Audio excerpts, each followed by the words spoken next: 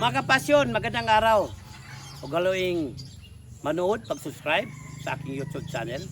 At linggo-linggo po'y mabibigay ako ng dagdag kaalaman para sa ating, especially sa ating mga backyard racers na gusto matuto, gusto maragdagan yung kaalaman sa pagmamanok. Maraming salamat. Kita-kits tayo, mga kapasyon.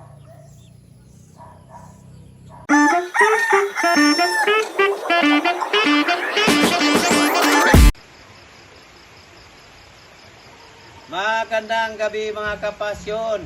Kita nyo sa likod ko, ito sa farm, nagpa-fagtot, hapon, lalo na tumulan. Ngayon, umpisa pa lang, 6:30 pa lang ng gabi, pero nagpa-fag na sa paligid. Pag mga ganitong farm, ito yung mga paborito ng mga manok natin, na gumaganda yung mga balahibo nila, tsaka yung tubo ng mga balahibo na pagkaganda pag ang lugar ay malamig, tsaka nagpa-fog. At of course, pag mga ganitong panahon, no, ulan na, no, delikado, madala ko ng ulan.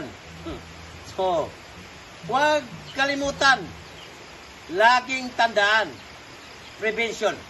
Kailangan natin yung magpiprevent tayo sa ating mga manok, either naka-court,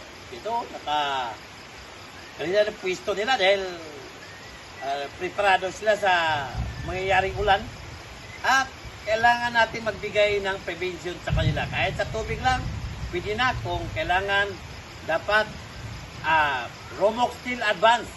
Kailangan natin yan sa mga ditong panahon. Kung sa tubig-tubig na lang, no?